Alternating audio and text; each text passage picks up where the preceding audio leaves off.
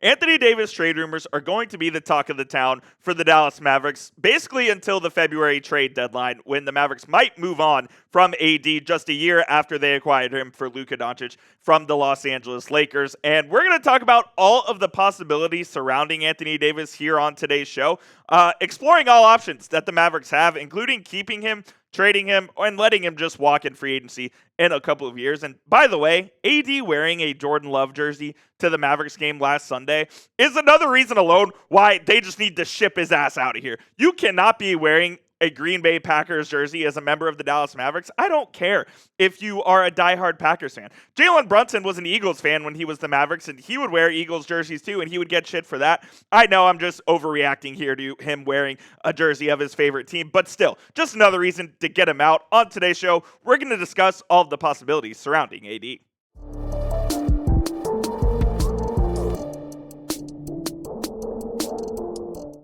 Welcome into the show, everybody. Jeffrey Cooperstein here. Hope everyone is enjoying their week so far. And it was a blowout for the Mavericks last night against the Minnesota Timberwolves. They really never had a chance in the game with both Derek Lively and Daniel Gafford out. You got Moussa Cisse, who's on the two-way deal, starting last night. Dwight Powell getting a lot of minutes. They just had no chance to win that game. Maybe they can bounce back tomorrow night against the New York Knicks. That one will be an 8:30 p.m. Central Time tip-off, a late one here in Dallas. But first things first on the AD discussion.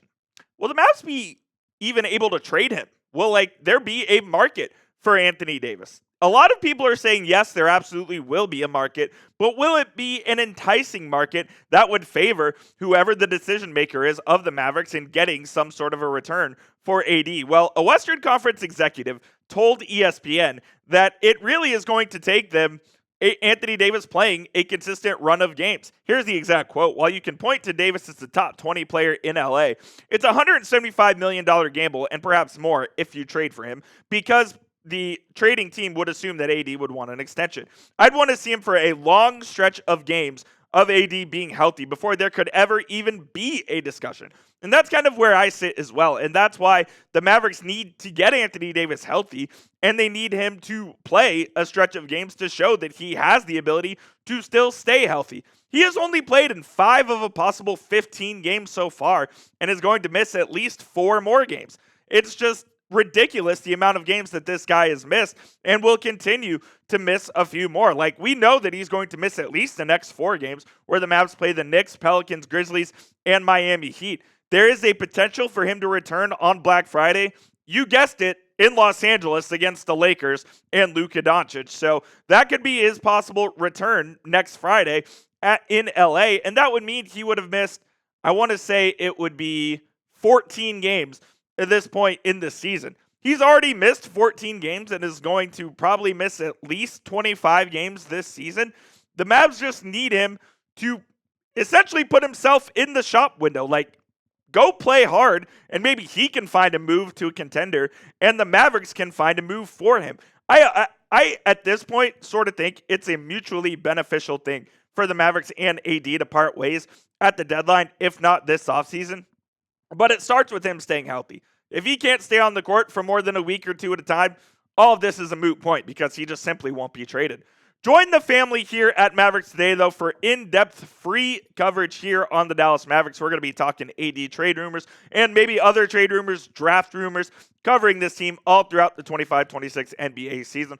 Join the almost 33,000 subscribers that are on the channel already at youtube.com/MavsTV. We have you covered all year long right here on the channel. Yeah, I kind of alluded to this. A guy who's going to miss 14 games at minimum has absolutely zero trade value. The Mavericks are not going to find what they would want on the open market for Anthony Davis if he does not put a sustained run of games together.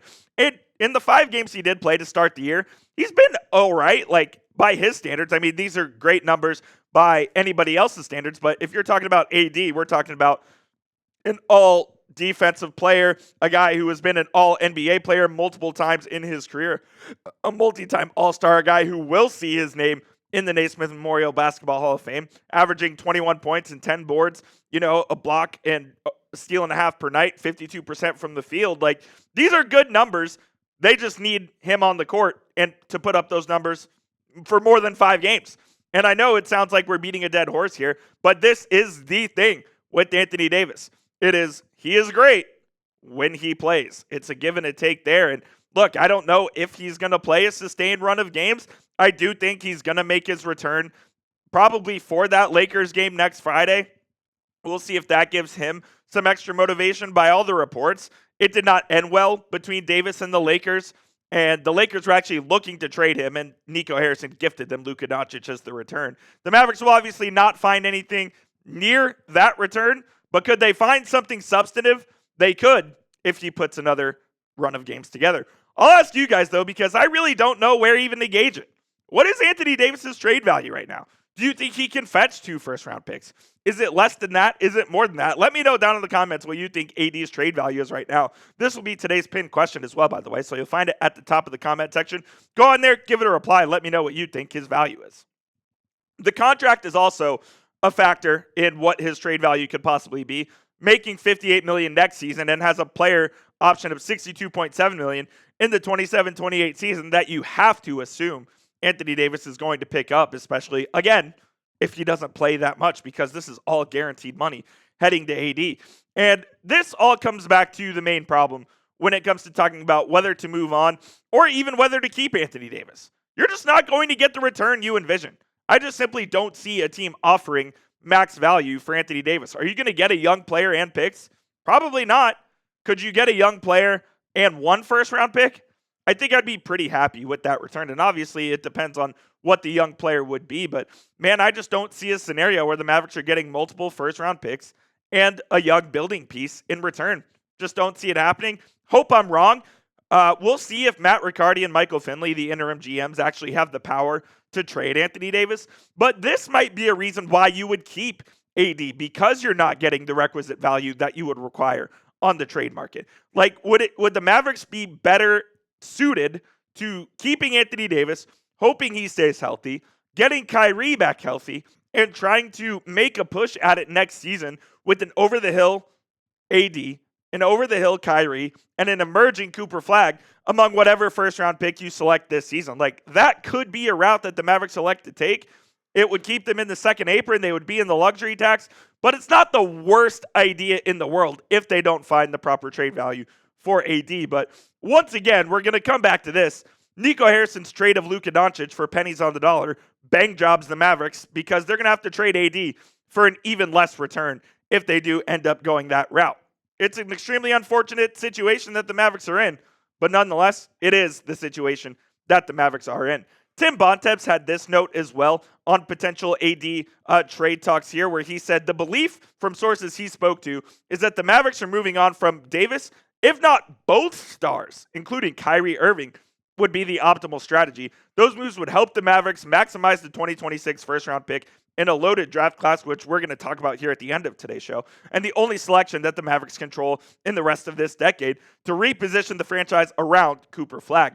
I do think that that would be a good scenario as well. That is where the Mavericks' future should lie, is repositioning and retooling this roster to fit the Cooper Flagg timeline. We all know AD does not fit that timeline, but it all depends on what you can get for him on the trade market. And by the way, I am absolutely not trading Kyrie Irving yet, and we'll discuss that after we tell you about our sponsor of today's show, but I would not trade Kyrie basically almost for anything at this point, unless you got a Godfather offer for Kyrie. And I'll explain why here in just a moment. But today's show is sponsored by PrizePicks, where you and I make decisions every single day. But on PrizePicks, those right decisions can get you paid. Don't miss on any of the action this sports season on PrizePicks, where it is good to be right. PrizePicks is super simple to play. All you do is just pick more or less on 2 to 6 player stat projection, and you can watch your winnings roll in. They offer quick and easy deposits and withdrawals into your account this sports season. Venmo, Apple Pay, and Cash App. You can use all of those on PrizePicks as well. And they offer stacks, meaning you can put the same player up to 3 times in your same lineup only on PrizePicks. I do have a football projection for you guys for next week's action. Give me the more on Drake May passing yards at 251.5. I absolutely love Drake May this season. I also take the more on Caleb Williams rush yards at 24.5 and the more on Rashee Rice rush plus receiving touchdowns. You can copy my picks or go make picks of your own. Just please make sure you do it with our friends at PrizePicks. Download the PrizePicks app and use code CLNS for $50 in lineups after you play your first $5 lineup. One more time, that is code CLNS for $50 in lineups after you play your first $5 lineup. That link will be in the comments and description. Prize Picks, it is good to be right. So the discussion now we're going to shift to is, should the Mavericks trade Kyrie too, in addition to Anthony Davis? And I would lean absolutely not. And maybe that is my emotional attachment to Kyrie speaking, because I absolutely do have that. I feel like, and boy, has Kyrie done a complete 180 with his reputation. When the Mavericks traded Dorian Finney-Smith and Spencer Dinwiddie and a first-round pick to Brooklyn for Kyrie, I was like, what on earth are we doing?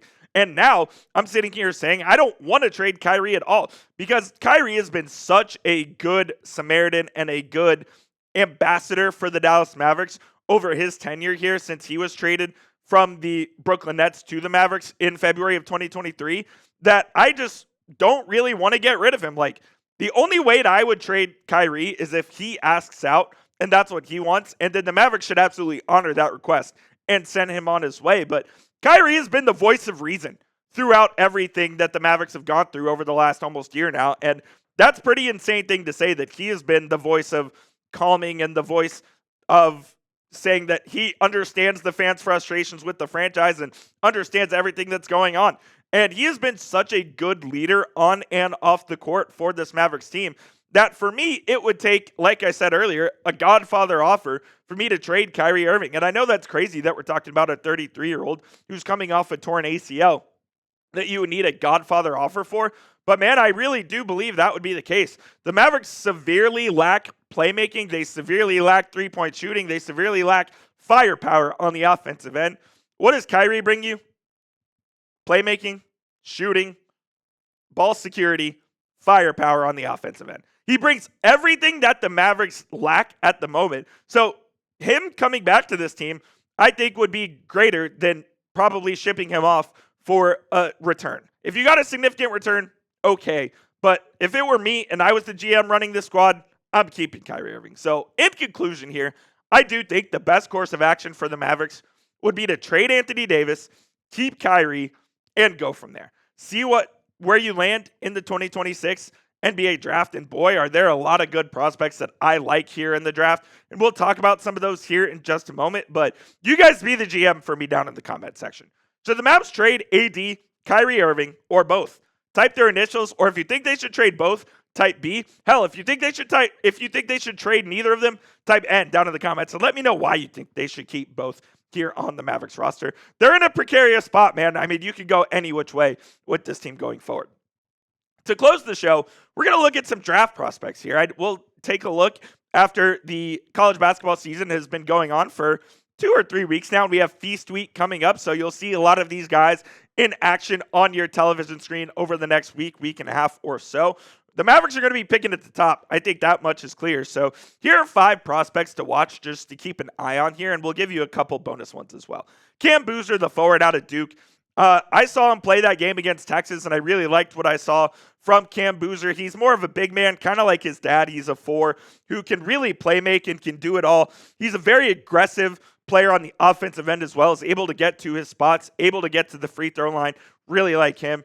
Darren Peterson is one of the best guard prospects that we've seen in a long time out of Kansas, and he's really the only good player on that Kansas team. Like, KU is not very good this season. They're going to be playing tonight in the Champions Classic, so if you want to check out Darren Peterson, who might be the number 1 overall pick, and in fact was the number 1 overall pick on ESPN's newest mock draft. AJ DeBansa, who I really like from BYU. He is the guy of this draft class that the game comes easiest to. He doesn't have to force anything.